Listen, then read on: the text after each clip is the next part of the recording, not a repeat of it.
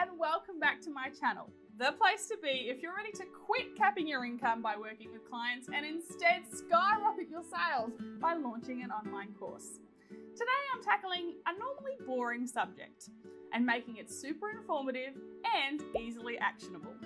How do I validate my online course idea? Too many times I see budding course creators put hours and hours and so many dollars into creating an online course, only to throw it out into the world to a less than underwhelming reception. If your time is actually valuable to you and you actually want to make money for your effort and expertise, then keep on watching. I've broken this video into 4 easy to follow actions, so grab out your pen and paper and get ready to choose your own validation adventure. The very first action is the one I see the least amount of course creators take action on, and that is to do some validation at all. Don't assume that your audience wants what you're creating.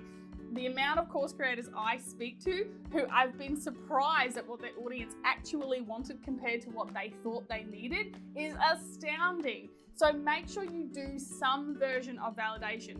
Doing any puts you in so much better a position of knowing that your audience will buy some of what you're creating. Of course, it's not going to be perfect and you're going to continue to tweak, but it does mean that you might get it into the first couple of hands that will help you get that feedback you need to make it the brilliant signature course you want to create in the future.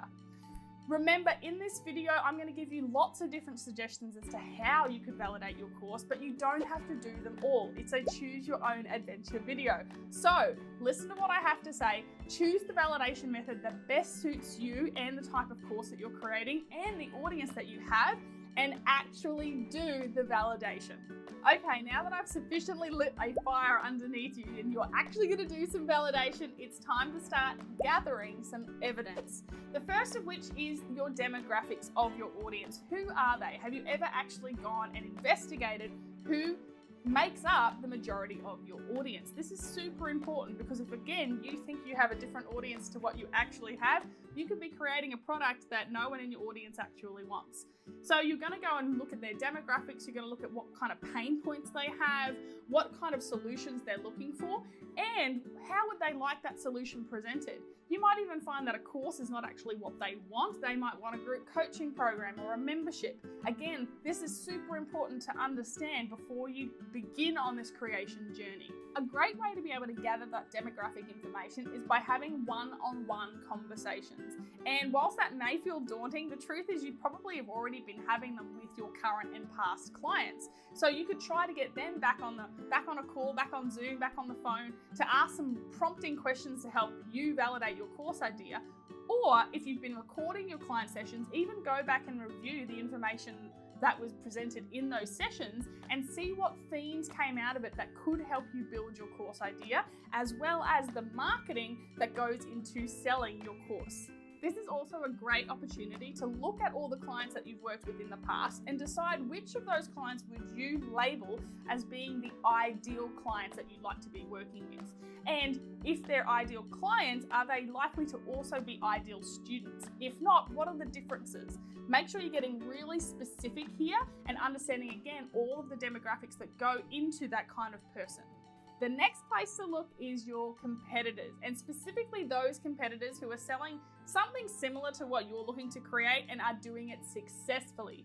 It's really important to look at the people who are doing it successfully because they have already validated that specific type of course in the format that they are running it in. So get really clear as to what the makeup of their course offering is, because it may end up being a little bit different to yours, but if you have a similar outcome or transformation or ideal student that you would like to take through your course as they are theirs, then you're going to have a good idea that at least the kind of people you're wanting to sell to are willing to outlay the amount of money they're charging for their course to get that kind of transformation. It's also important to have a look at how they're selling their course, because when it comes time to actually launching your course, you might find that one method is going to be preferable over others.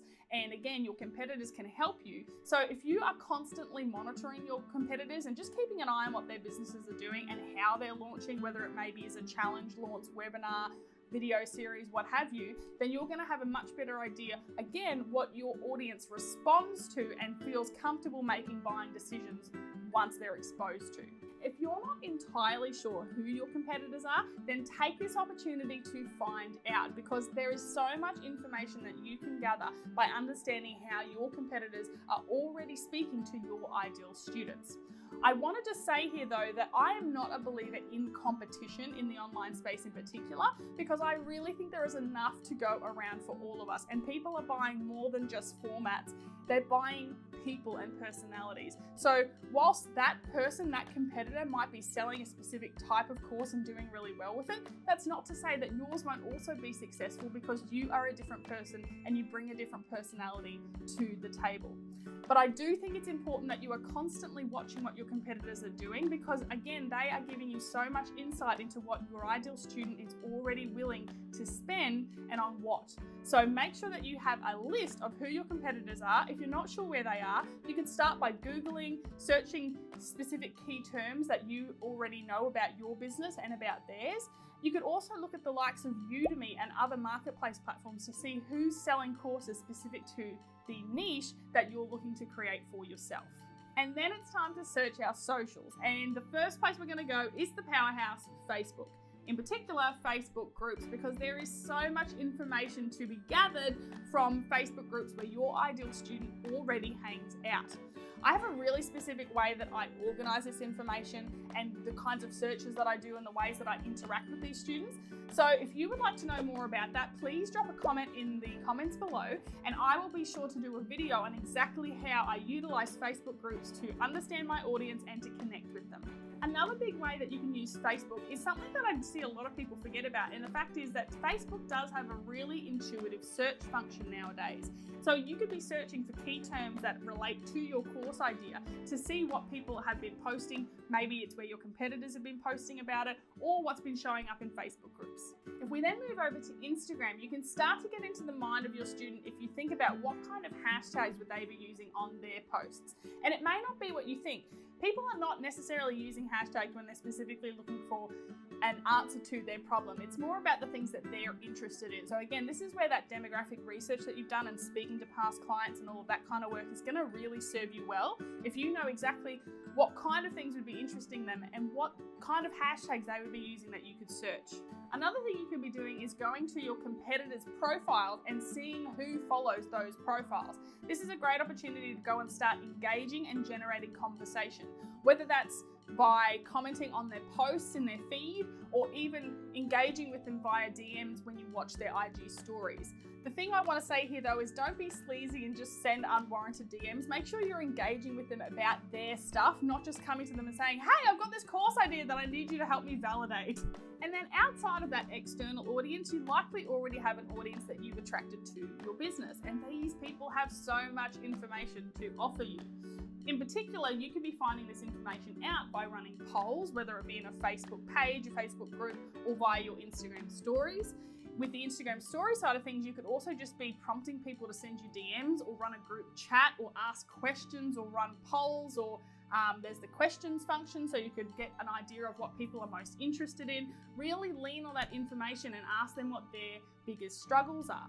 The other thing is, people, especially on Instagram stories, really want to be brought behind the scenes to see what's happening. So be transparent with your audience if it feels right for you, and explain to them that you're thinking of creating this course and help them see how it is created over time. This is going to not only get some of this information that you need to help validate your course, but it's also going to generate interest so that when you do come to actually promote and sell it, people are not going to be thinking, oh, I've never heard of this before. They're going to have some idea what it's all about and have potentially built some anticipation for them to want to purchase it when it becomes available. When it comes to this social interaction, it's really important to understand where your audience hangs out in terms of social media. It's no good for you to do a spray and pray approach and just put information and questions out everywhere on every single platform.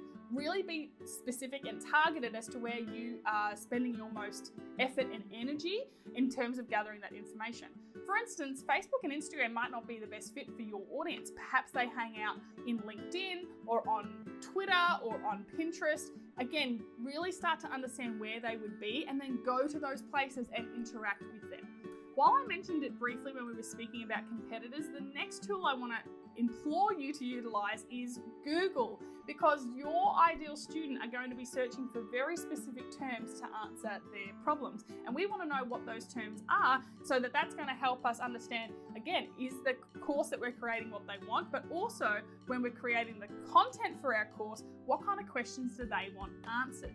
When we think about search engines, I also want you to be really considering YouTube, because YouTube is not only owned by Google, but is the second largest search engine. And so many people go there for quicker answers because maybe they don't want to read and they would prefer video content. So I'm going to give you a few tools that will help you to understand just what volume of people are searching for those terms. And these are going to be used across Google and YouTube. The first tool you should go out and download right away is Keywords Everywhere. And this is a great way of seeing exactly how many people have been searching that term on either Google or YouTube every single month. Obviously, the higher the number, the better. The next two tools are YouTube specific, and that's TubeBuddy and vidIQ. These both require you to create an account, and whilst they do have a paid option, the free option is going to get you so far in terms of understanding what kind of people are searching for terms on YouTube. Not only that, but you're going to start to get an understanding of the type of accounts on YouTube that are having the most success with your ideal students. So make sure you go and check these out. Once you have an understanding of some of the search terms that people are actually searching for, it's good to then go a step deeper and see what kind of engagement is being generated both on YouTube videos and blog posts for those topics. For instance, if a search term has a huge number of people searching for it every month, but there's not really any comments on the YouTube videos associated with it or on the blog posts, then it's probably safe to say that that particular search term isn't really generating any engagement or action from your audience. So make sure you're getting that deeper level understanding. If you're feeling a little bit confused as to what keywords you would be searching for with regard to your ideal student, never fear, there's a great tool called Answer the Public that could really help you out. All you need is an initial keyword to start you off. So for instance, I would search online courses, and the tool is going to show you all the different searches that relate to that initial keyword. And these searches could be like how to create an online course, how to build an online course. These longer versions are called long tail keywords, and these are where people are getting really specific about the type of information they want to know about that initial keyword. So if you're unsure, go and use Answer the Public. Keep in mind that on the free version, you only get 3 searches per day, but you could be using those 3 searches to get an understanding of what other type of long tail keywords you want to go and be searching in both Google and on the YouTube plugins. Depending on the type of course that you're creating, another great resource could be Amazon, and specifically looking at products that relate to your niche. What I love to do is go and look at the reviews that are happening for that product, and particularly the 3-star reviews, because it tends to be the case that people who are leaving 5-star reviews are the raving fans and they love it no matter what, and the people who are the 1-star reviews are kind of just the angry trolls of the internet. But the people who are leaving the 3-star reviews tend to be the people who are giving really specific feedback. So if you go and read all those reviews and understand like what were the real pain points that they didn't find were answered in that book or whatever it may be, then that is amazingly informative information. And then finally, another way that would be amazing for you to go out and really start generating those one-on-one conversations is to go to some live events. And a great way to do this is through Meetup. You could start attending some meetups and having one-on-one conversations with your ideal student. Of course, look for meetups that your ideal student would be most likely to attend. And remember too that you want to have meetups that aren't too social, where you starting to have a conversation about businessy type stuff or the kind of products that you're going to be trying to create would feel really inauthentic. So be careful to choose the right meetups for you, but this could be an amazing way to be getting some real face time with ideal students. Remember, you don't have to do all of these different techniques and strategies in order to validate your course idea. Choose whatever is the easiest for you to actually take action on. Remembering our first action is do. So choose what's easy for you. If that's sitting behind your computer in the safety of your own house and being able to just search Facebook groups and Google and YouTube, do that. If you would prefer to be out having conversations with people or jumping on Zoom calls with clients, do that. Just do something that's going to help make sure that your course is that much more successful. Once you've gone and gathered all of that information, it's time to analyze the information, because if you've done a lot of it, it could feel like a bit of a jumble, and how does it all fit together? Well, to start off with, we're going to have a look at what key terms have come up. Terminology is super important, especially when it comes to marketing your course, because if you start using language that your audience doesn't really connect with, then they're not going to buy your course. You need to be using language that is right for them. That might mean dumbing down the language that you've been using if it's too technical, or it might mean jazzing it up so that they get excited. Start to look at what common themes come up. For instance, you might notice that your clients tend to be having the same kinds of frustrations and challenges that you've also noticed in the Facebook groups. And this is a really interesting common theme to be taking notice of. You might also notice that your ideal student has knowledge gaps that would need to be filled in order for them to get the full transformation that you're going to be promising as part of your course. And therefore, you would need to create parts of your course that help fill those knowledge gaps, or you might even need to help fill those gaps to help them understand their need for the course in the preliminary stages of selling your course, whether that's through the likes of a webinar or a challenge or utilizing the different types of launch strategies. It's really important that those knowledge gaps are filled before you're going to be able to sell them into your course. Then it's important to start asking yourself the question, what do they actually want compared to what you think that they need? Remembering that you need to sell them what they want and then show them what they need. Because if you try to tell them this is what you need and they don't really want it, they're not going to buy it. So it's important to understand what the difference is, and then again, market all of how you sell your course to what they want. You're also going to want to take note of the type of modality that your audience most often embodies. For instance, are they kinesthetic learners, are they auditory learners, or are they kinesthetic learners? This is not only going to significantly influence the way that you write your sales copy, but also just the way that you're going to frame and deliver your actual course content. For instance, if you are an auditory learner and you frame all of your content for auditory learners because you give them recordings and it's all very much something they can listen to, but then you find out that you have an audience of visual learners and you've got no slides or supporting materials, they're going to lose interest once they're in the course, and that is a big problem for you. So understand what type of modality is most often in your audience. Similar to modalities is understanding where your audience are in terms of their level of competency around your course topic. There are 4 different levels of competency. Unconsciously incompetent, which means that someone doesn't even know what they don't know yet. There's consciously incompetent, which means that they've started to get an understanding of just how much they don't know, and this can be a potential opportunity for overwhelm.